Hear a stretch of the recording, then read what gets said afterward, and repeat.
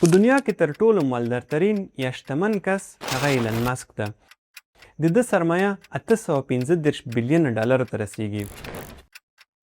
بل خوا مسلمانانو د کلني زکات مقدار هغه 1 ټریلیون ډالر ته رسیږي. دا په دې معنی چې د مسلمانانو د کلني زکات مقدار د ایلن ماسک د سرمایې څخه هم ډیر ده. که د دنیا د غربت ریټ وګورو هغه 200 میلیونه خلک د غریبۍ سره مخ دي. که دغه 1 ټریلیون ډالر په 200 میلیونه خلکو باندې تقسیم شي نو هر کس ته به 1415 ډالر ورسي. که د یو ډم لپاره په یو کنسرت کې په زرګونه خلک راجمع کیږي تر دې چې په یو ښار کې زلزله راولي. خو که بل خوا مسلمانان په نظم، ډسپلین او په ډېرې ښې طریقې سره د حج لپاره راجمع کیږي نو ملحدین، سیکولران، لیبرل ټایپ او د اسلام ضد خلک هغوی په اسلام مسلمانانو باندې بیا اعتراضات کوي. مسلمانانو په عملي توګه دا ثابته کړې ده چې دوی د حج سره سره غربت هم ختم کړی و. تر ټولو ښه مثال یې عمر بن عبدالعزیز رحمه الله. که دوی دا خبره کوي چې غربت او غریبي د اسلام او خصوصا د حج په وجه رامنځته کیږي نو ولې د عمر بن عبدالعزیز په وخت کې چېرته چې اسلامي نظام و دومره یو غریب نه پیدا کېدو چې هغه زکات اخیستی وای؟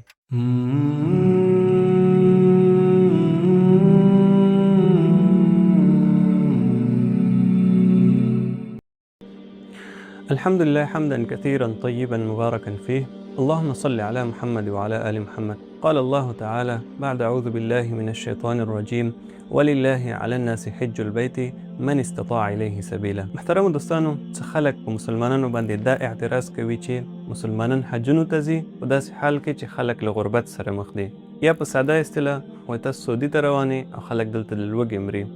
ګورئ، اولنۍ خبره ده چې الله سبحانه وتعالی چې کله په کوم کار باندې امر کوي، د اسلام په کوم رکن باندې حکم کوي، د هغې لپاره الله سبحانه وتعالی د هغې څخه مخکې تدبیر یې نیولی وي. که الله سبحانه وتعالی یو خوا په حج باندې امر کوي، بل خوا زکات په موږ تاسو باندې فرض کړی ده، او د زکات فرضیت که وګورو په هغې باندې حکم کول که وګورو په قرآن کریم کې 32 ځلې الله سبحانه وتعالی په زکات باندې امر کړی دی، او بل خوا یو ځلې په حج باندې غیر مستقیما موږ تاسو ته حکم کړی دی. الله سبحانه وتعالی فرمایي ولله علی الناس حج البیت من استطاع الیه سبیلا. وایي که څوک وس لري، د آیت مفهوم نه ده، که څوک وس لري هغې ته د تګ بیا د حج وکړي، او په زکات باندې مستقیما امر کړی ده چې خامخا به د زکات ورکوئ، بلکې د لمانځه سره یو ځای ذکر کړی ده. نو د دې خبرې مطلب او مفهوم دا چې الله سبحانه وتعالی په حج باندې امر کوي، هغه د غریبانو د غربت د ختمولو لپاره بنیادي یوه لاره برابر کړې ده چې هغې ته زکات ویل کېږي، او هغه یې په موږ او تاسو باندې په ټولو مسلمانانو باندې فرض ګرځولې ده. د زکات څخه علاوه بیا په اسلامي اقتصادي نظام کې موږ تاسو سره صدقات دي، فدیې دي، د غلامانو آزادول دي، نور مختلفې لارې دي چې په هغې باندې د غریبانو لاسنیوی او مرسته کېدلی شي. د UNDP د رپورټ مطابق د مسلمانانو کلنی د زکات هغه مقدار چې ده د 200 بلیونو څخه تر 1 ټریلیون پورې، او د تیر کال د حج احصایه که وګورو اکارډینګ ټو سټیټسټل 14 لکو خلکو حج کړی ده، او د حج مصارف چې دي د 3000 څخه نیولې تر 12000 پورې ډالرو پورې، د دې په منځ کې د هغه د ملکونو د نږدېوالي او د لرېوالي پورې اړه لري. د دې څخه علاوه سلیم ګیټوی وایي چې سعودي عربستان چې ده هغه 12 بلیونه د حج څخه آمدن لري. اوس که موږ او تاسو د مسلمانانو د حج مصارف او د زکات کلنی مقدار سره مقایسه کو نو د حج مصارف بیخي په نشت برابر دي. هغه هر کال 12 بلیونه او د مسلمانانو 1 ټریلیون. زه تاسو ته یو ساده مثال وایم. په دنیا کې تر ټولو شتمن کس چې ده هغه ایلن ماسک ده، او د هغې سرمایه چې سږ کال حساب شوې ده هغه 815 بلیونه سرمایه ده، او مسلمانان په یو کال کې 1 ټریلیون زکات ورکوي. دا په دې معنی چې د مسلمانانو د کلني زکات مقدار هغه د ایلن ماسک د سرمایې څخه هم ډیر ده. که موږ او تاسو په دنیا کې د غربت یا د غریبۍ ریټ وګورو اکارډینګ ټو آوټریچ انټرنیشنل 200 میلیونه خلک چې دي دا د غربت او غریبۍ سره مخ دي. بل خوا که موږ او تاسو د مسلمانانو کلني زکات مقدار وګورو هغه 1 ټریلیون کېږي. په دې کې هغه هم شامل دي چې څوک زکات ورکوي، څوک یې نه ورکوي، څوک په فارمل طریقې څخه ورکوي، څوک په انفارمل طریقې سره یې ورکوي. ګورئ، الله تعالی موږ او تاسو ته امر کړی ده که موږ او تاسو زکات نه ورکوو او یا ترې انکار کوو هغه ملامتیا په موږ او تاسو باندې راځي، ځکه الله سبحانه وتعالی فرمایي چې وهدیناه النجدین. اوس که دا 1 ټریلیون زکات مسلمانان په صحیح طریقې سره ورکړي او 200 میلیونه خلکو ته ورسیږي، په دې 200 میلیونو کې مسلمانان هم شامل دي او غیر مسلمانان هم، هر کس ته به 1415 ډالر رسیږي. اوس که موږ تاسو سره یو فامیل وي، په هغې کې 10 کسان وي، هغوی ته په هر کال $1415 تر هغې پورې ورسیږي چې تر څو د هغوی فقر او مسکیني ختمیږي. دوی ته به کلني $15,000 خواوشا رسیږي. که موږ تاسې فکر وکړو زموږ ستاسو په ملکونو کې افغانستان یا خواوشا ملکونو کې $15,000 یو ډېره غټه سرمایه ده. په دې باندې یو کس کولی شي چې یو وړوکی کاروبار یا خپل ژوند پرې برابر کړي. د دې لپاره موږ تاسې په تاریخ کې ژوندي مثالونه لرو. اول د رسول الله صلی الله علیه وسلم وخت، بیا د خلفای راشدینو وخت، د هغې څخه وروسته د عمر بن عبدالعزیز وخت. په دې وخت کې ویل کېږي چې هیڅ غریب نه پیدا کېدو، هغه به که مسلمان او که غیر مسلمان. هغې ته د زکات یا نورو نفلي صدقاتو دومره حصه رسېده چې د هغې غربت هر کال پرې ختمېدلی شو. دویمه مهمه خبره ده چې د غربت اصلي لامل چې ده هغه نه حج ده، نه اسلام ده او نه مسلمانان دي. اسلامي اقتصادي نظام چې ده هغه د غربت د ختمولو لپاره بنیادي اصول او لارې چارې ځان سره لري. غربت او غریبي په اسلامي ټولنو کې هم شتون لري او په غیر اسلامي ټولنو کې هم. د غربت او د غریبۍ راتګ اسلام او مسلمانان نه دي. هغه سرمایه‌داري نظامونه دي چې هغه د اسلام په خلاف دي. کپیټالیزم، کمیونیزم، سوشلیزم. دوی له ځان سره ډېرې ښکلې دعوې لري، خو بل خوا دوی فقر او غریبي په بنیادي ډول سره نشي ختمولی او د دې سره بیا د دې پړه په اسلام او مسلمانانو باندې اچوي. د حج په موسم کې دا خبره کوي، د قرباني په موسم کې بله خبره کوي، یا د مسلمانانو کوم دینی رسم رواج یا د الله تعالی احکامو په مقابل کې بیا دوی د غربت او غریبۍ خبر رامخته کوي. که د اسلامي اړخه د غربت بنیادي عوامل موږ تاسې وګورو، هغه د زکات په صحیح طریقه نه ورکول او نه تقسیمېدل دي، کرپشن یا فساد د جنګونه دي او مختلف نور عوامل دي. راځو د هغه خلکو ژوند ته، د هغه خلکو کارونو ته چې هغوی په اسلام او مسلمانانو باندې اعتراض کوي د حج په موسم کې یا د اسلام د نورو ارکانو په مقابل کې هغوی غربت او غریبي رامخته کوي. راځئ هغوی ګورو چې هغوی د غریبانو څومره لاسنیوی کړی او خپلې پیسې څومره په ښو لارو کې لګولې دي. تیر کال که موږ تاسې یو امریکایي ډمه ده د شکیره په نوم، د هغې شوګانې وګورو، هغې 8 شوګانې کړې دي او په 8 شوګانو کې تقریبا څه باندې 400 میلیونه پیسې راټولې کړې دي او په دغه شوګانو کې 33 لکو خلکو اشتراک کړی ده.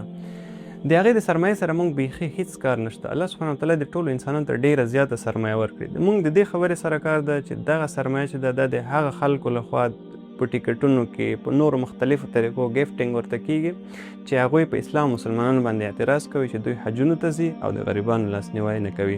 راځئ د موږ تاسو په جامعه کې څه مشهور ډمان یا د دوی په اصطلاح اداکاران، فنکاران، سندرغاړي، ریپرز نور وګورو چې هغوی سرمایې څومره دي او دا د کومو لارو طریقو څخه راټولې کړي دي. د هغوی له جملې څخه موږ سره همایون سعید، هاني امیر، فواد خان، مایره خان، آریانا سعید، فیروز خان، فرهاد دریا او دا لیست خورا اوږد دی.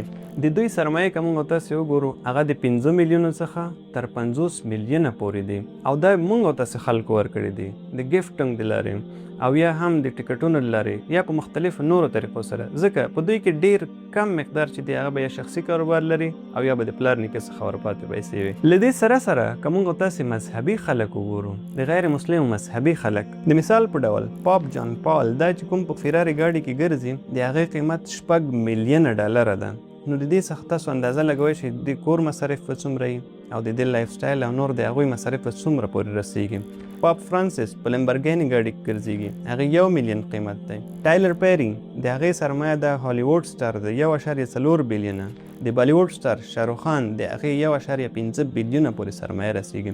موږ تاسې مخکې دا خبره وکړه چې د دوی سرمایې سره موږ هیڅ کار نشته او الله سبحانه وتعالی د ټولو انسانانو ته ډېرې زیاتې سرمایې ورکړي. موږ ته صرف دې خبرې سره کار ده چې دوی سرمایه د کومې لارې راغلې ده، دغه پیسې د کومې لارې پیدا کړي. دا د هغه خلکو پیسې دي چې هغوی په اسلام او مسلمانانو باندې اعتراض کوي. حج فلانی حکم دا ولې او دا ولې او دې سره دوی د خلکو غریبي رامخ کوي.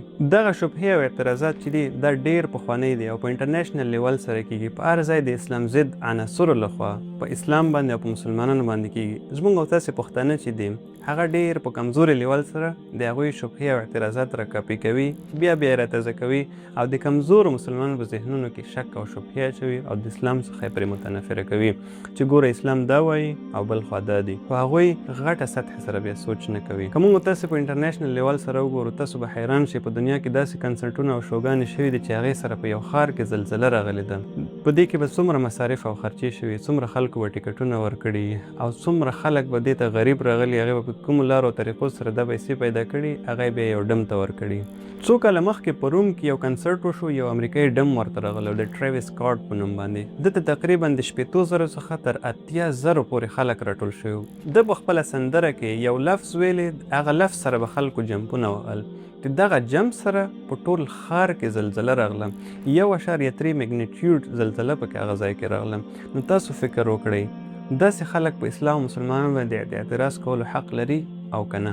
اوس فکر وکړئ که د ډمتوب لپاره په یو ښار کې دومره خلک را جمع کېږي چې د هغوی د جمع سره په ټول ښار کې زلزله راځي، په هغې باندې څوک اعتراض نه کوي. خو بل خوا چې مسلمانان حج ته ځي، په نظم او ډسپلین سره په ډېره ښه طریقې سره د الله تعالی عبادت کوي، دغه خلک بیا په دغه وخت کې اعتراض کوي. په اخره کې دا خبره کول غواړو چې الله سبحانه وتعالی په قرآن کې د حج یادونه 12 ځلې کړې ده او صرف یو ځل په امر کړی دی او هغه امر یم غیر مستقیما، او د حج ډیر فضایل راغلي دي. رسول الله صلی الله علیه وسلم فرمایي چې الحج المبرور ليس له جزاء الا الجنه. دا متفق علیه حدیث ده، په بخاري مسلم دواړو کې راغلی ده. وای حج مبرور چې ده د دې جزا نه ده مګر جنت ده. نو کله چې د اسلام یو مهمه بنا وي، د اسلام یو پلر وي، په هغې باندې الله تعالی امر کوي، رسول الله صلی الله علیه وسلم د هغې فضایل وایي، نو آیا موږ او تاسې به دا پرېږدو د دې لپاره چې د مسلمانانو اقتصاد ضعیف نه شي، د دې لپاره چې دا پیسې په نورو شیانو کې خرچه کوو؟ نو هر کله چې د اسلام یو مهمه بنا په هغې باندې چې الله سبحانه وتعالی امر کړی دی، رسول الله صلی الله علیه وسلم د هغې فضایل ویلي دي، په هغې کې زموږ او ستاسې دنیا او آخرت خیر ده، انسانانو ته پکې نقصان نه رسیږي، په نظم او ډسپلین سره کیږي، هغه به موږ او تاسو د یو چند خلکو د شک او شبهو په وجه پرېږدو؟ نه، هیڅکله نه. ګورئ د مسلمانانو هر کار چې ده، بلکې دنیا ژوند معمول د هر کار خامخا په پیسو او خرچې سره کیږي، تر دې پورې چې زموږ او ستاسې لمنځونه هر مسجد چې د هغه ځان ته خرچه او مصارف لري. په امریکا کې تخمینا د 50,000 څخه تر 15,000 ډالرو پورې هر جماعت چې د هغه میاشتنی خرچ لري. همداسې زموږ او ستاسو په نږدو علاقو کې وګورئ، تر 40، 50، 60 یا 1,00,000 روپو پورې دا د هر مسجد میاشتنی خرچه ده. نو اوس به یو ملحد، یو بېدینه، یو د اسلام ضد کس راجېږي، هغه به وایي چې تاسو لمونځونه مه کوئ ځکه چې دلته خلک غریب دي او دغه د جوماتونو خرچې او مصارف چې دي دا په دې خلکو باندې تقسیم کوي. هیڅکله نه. دوی غواړي چې الله سبحانه وتعالی فرمایي یریدون لیطفئوا نور الله بافواههم والله متم نوره ولو کره الکافرون. دوی غواړي چې په خپلو پکو سره د الله تعالی رڼا مړه کړي، خو الله تعالی به خپل نور او رڼا هغه پوره کوي که څه هم کافران په دې باندې غوسه کیږي. واخر دعوانا ان الحمد لله رب العالمين.